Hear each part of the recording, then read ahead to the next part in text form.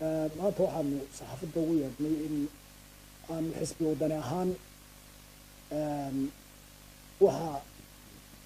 colaadda ka soo cusboonaatay darar weyn mowqifkii xisbiga inaanu ka nidhaahno wixii tale ee nagala gudboonna aan runtii ka geysano ayaan maanta idinku yeedhnay marka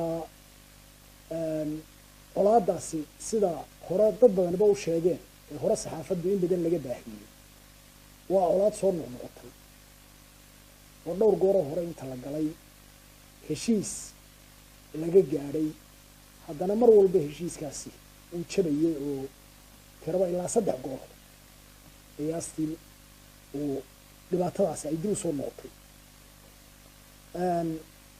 waxaan markaa ognahay in markii u dambeysay heshiiskii ugu dambeeyey ay xukuumaddu xisbiga kulmiye ka dhisnay ee hore ee axmed siraayi madaxda ka ah inay culays saartay culays xooga la saaray go-aamo adag laga soo saaray oo weliba go-aamadaasi ahaayeen go-aamo xukuumaddu dusha kaga keentay labadii dhinacba nasiib darro waxaa muuqata mar haddii dee heshiiskii aanu shaqaynoo uu jabay oo maantaba dee dagaal ka dhacay waxaa muuqata inaan heshiiskaasina sidii la rabay aanu u dhaqan gelin waxaa markaa 3 maalmood oo u dambeeyey runtii saxaafadda aad xukuumaddu ama dawladduba guud ahaan hadday guddoomiyaha guurtiga tahay hadduu madaxweynaha yahay hadduu wasiirka arrimaha gudaha yahay iyo madax dhaqameed badaniba aad waxaa loogu celcelinayey hadallo un dee u badan waano oo maxaanku idhaahdaa labada dhinac inay dee dagaalka joojiyaan ahoo aada moodo in loo hadlayo sidii 2 beelood oo cusub oo maanta isku dhacay oo kale in loo hadlayo aada moodo oo tallaabooyin aynu dee qaadnay doorkii u horreeyey ama kii labaad ma garanaysaa runtii waxyaala dee baaqiyo habboonaa oo kale ayaa la jeedinayay oo xukuumadda iyo dee dawladduba guud ahaanna ay dee qayb ka tahay waxaa runtii dee ekayd ama meesha taallay qodob heshiis oo heshiiskaa ugu dambeeyey baa sheegayey in culays gaara la saaro ciddii jebisa maxaanku dhahdaa heshiiskaa la galay xukuumadda markaa waxaa la tabayaa in ficil ahaan ficilkii meesha dee xukuumaddu ay saari lahayd arrinkaa oo hadday waynu aragno ciidanku uu kala dhex galo labadii qolo uu kala dhex joojiyo maalin taa dee dhimashada badan iyo dhaawaca badani dhacay mooyaane maynaan maqal wax badan oo dambe oo ka dhacay laakiin waxay inay dee garab socoto in lagu fuliyo heshiiskii hore meesha u yaalay inay xukuumaddu dee fulinteedii gasho ayaa runtii dee la tabayo oo meesha taalla waxaa run ahaantii haddii heshiis la wada galay uu dhinac jabiyo oo wixii lagaga heshiiyey ma garanaysaa dee lagu fulin waayo si uu mid kale u xidhiidhaa dee dhib noqon doonta waayo kaa dambana lama odhan karo kii jabiya un mar walba lama odhan karo waayo dee intaasoo goor buu jabayo haddaan wax gaara ama culays gaara aanu ku dhicin cidda jabisa aanu markaa ku dhicin dee heshiiska dambe la galana cid walba u furan tahay markaa inuu jabiyo waa u furaanaysa bay noqonaysa marka waxaanu tabaynaa waxa weeye in culayskii la saari lahaa ama rag laga xidhxidha ha noqdo ama ciddii dhibta geysatay oo la doono ha noqoto ama adduun iyo xoolo la xareeyo ha noqoto tallaabooyinka wixii uga qoraa heshiiskii hore in xukuumaddu qaadi doonto oo ku fuli doonto dhinacii jabiya ayaa la tabayaa in meesha ay taallo in la fuliyo waxaana runtii haddaan maalmaha hore arrinkaa la gelin waxaa suurtagala in dee ma garanaysaa lagaba kalsoonidii xukuumadda dee laga qabay inay arrintaa fulin doonto inay meesha ka baxdaaba dee iyana baqaheedu uu jiraayo waxaan xukuumaduhu ay ku shaqeeyaan ee maxaanku idhahdaa nabadgelyada loo ilaaliyaa waa kalsooni laga qabo xukuumadda in haddii dhibaata timaado dee ciddii dhibta geysatay ay tallaabo ka qaadi doonto ayaa kalsoonidaasaa ummaddu ku fadhida kalsoonidii dee iyay lumin baanu leenahayoo laga qabay ummaddu ay ku qabtay xukuumadda oo wixii iyadoo ay dhigtay jiri waxaasaan qaadi doonaa haddii ciddii jabiisa ka qaadi doonaa inay ka qaadaabaa ayaa dee la eegaya waxaan runtii iyana dee aan oran lahayn matala wasiirka arrimaha gudaha oo kale oo halkan dee ka hadlay oo xalinta kolley miidiyaha ka daawanayay dee inuu qolooyinkii ugu horreeyey gurmadee meesha taga uu ahaada baa runtii la rajaynayay oo wasiir arrimo gudeed inuu dee isagu ugu horeeyo inuu arrinkaa gacanta ku qabto ayaa la filayay runtii inuu dee iska baaqa ah labada dhinacba loo jeedinayay ee kala fadhiista quun ah dagaal wiil kuma dhashay wiil baa ku dhintadaasuun intee baynu wadaynaa imise heshiis markay jawaab baynu ayuun baynu wadaynaa dagaal wiil kuma dhashee wiil baa ku dhinta waxaan leeyahay ha laga gudbo taasoo way nagu soo noqnoqotay arrinkaas iyo maanta tallaabadii xukuumaddu ay ballan qaaday ee birta ahayd inay ku qabanayso ciddii jabisa ayaa meesha taalla in lagu qabto waxaa heshiisku yaalla wuxuu doonaba ha ahaadee ha fuliso xukuumaddu baanu leenahay si kii dambe ee dee la galay iyo nabadgelyadiiba ay inoogu xidhanto ayaanu leenahay taa ma garanaysa ha ka gudato kaalintii ay lahayd xukuumaddu aada ha uga gudato wasiirka arrimaha guduna wax habboon inuu meesha tago hogaamiyo hawsha lafteedaba dee uu hogaamiyo ayaa runtii nala quman intaasaan runtii doonayna inaanu aanu gaarsiino xukuumadda aanu u maragno aanu leenahay baaqaa kaalintaada waa waxbaa ka dhimana wixii ka dhimnaa hala dhamaystiro ciidanku gurmad wanaagsan buu sameeyey waa ku hambalyeynaynaa inuu halkii uu ku gaaray ku joojiyo laakiin waxa weeye in dee la raaciyo wixii kale ee meesha ka dhimanay heshiiska ahayd ee hore looga ballamay inay xukuumaddu ka fulisaa baan runtii aanu rajaynaynaa dhaqso uga fuliso intaan laga aaminka bixin ay weliba dhaqso uga fuliso taa intaasaan runtii ayaan ku dhaafi lahaa waxaan uga gudbayaa erey aan runtii isna doonaya inaan dee erey kale ka celiyo oo ah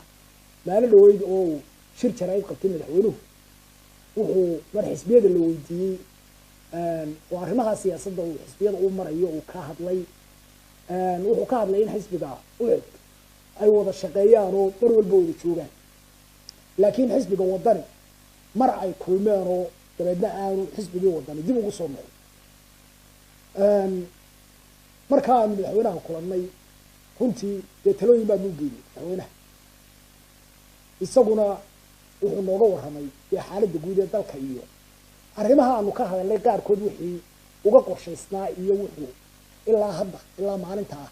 qaarkood wixii uu ka qabtayba uu nooga warramay waxaanu se ku ballannay inuu tallaabooyin isagu qaadayo kabacdi tallaabooyinu markaa qaadi doono u qorshaystaa kabacdi in dee uu nagu soo wargeliyo xisbi ahaan nagu soo wargeliyo markaa dee ilaa imaka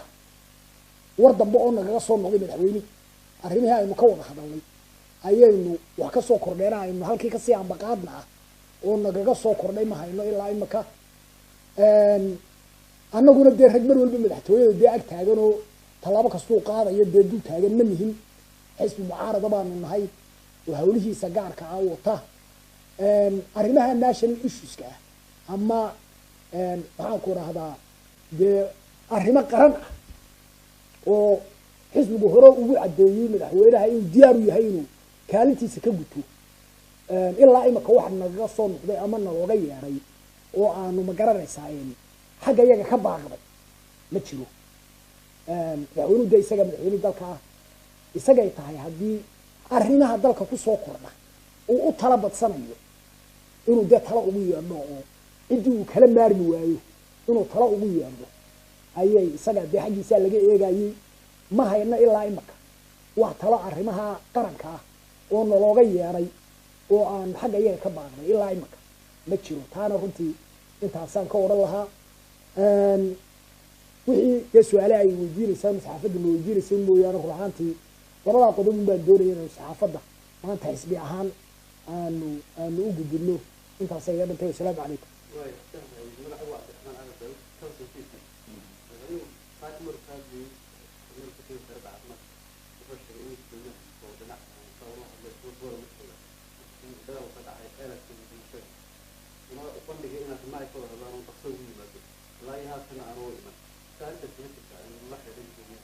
guddoomiyaha wuu la soo hadlay wuu la soo xiriiray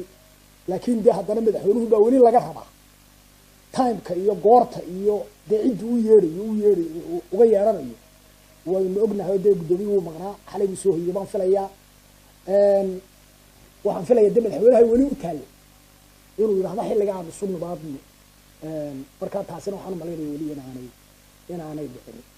uu dee ka wargeliyey dhibaatadaa dhacday ayuubuu ku wargeliyey gudoomiyuhuna kaalintiisii dee ka qaaday iyo baaqii hore uu dirayey uu diray laakiin wixii tala ahaayee dee laysiin lahaayee laysaga iman lahaa hadday jirto oo madaxweynuhu dee u tala badsanayo weli dee isagay u taallaa inuu ciddii uu kala maarmi waayo dee ku marti qaado fadhiyo qorshaysanoo waktigiisa leeda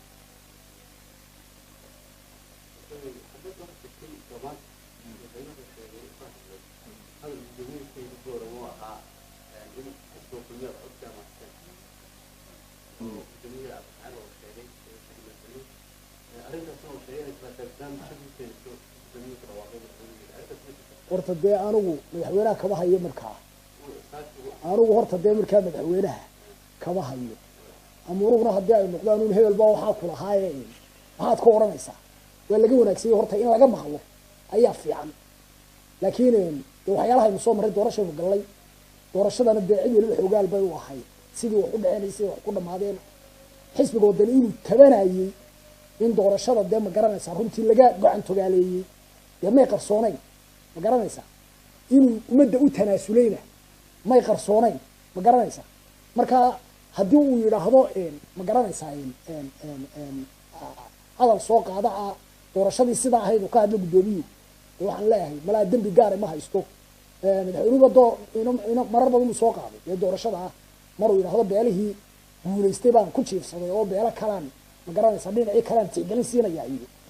soo qaadistaas waa iska caadi soo qaaday madaxweynuhu inkastoo siduu u ballan qaaday aanay yaba u dhicin oo kuwii lahaa waan ku jiifsanaya dee sabiirsiimada maanta haddana ay hayaan ummadduna sidaa wada og tahay haddana dee soo qaadistu waxa weeye sida aanay madaxweynehaba dembi ugu noqon inuu soo qaaday kuwanaa badiyey ayaa anaguna aragtidayada dhankaanu ka qabno aanu qabnaa inaanu anagu badinay ee si kaloo gacantugaalaysi dee meesha ay u dhacday marka waxa weeye inaynu ku koobno uun labada yada dhinacba malaa war sidii qadarku u dhacay aynu ku dhamayno un malaa lagu daayo weeyaan waaba nalaga horreeyay baanu dee qabnaayoo taa madaxweynuhu ku dhawaaqay maalintuu xilka la wareegayay ayaaba dee ka horreysanta guddoomiyaha markaa tani dembi gaara noqon mayso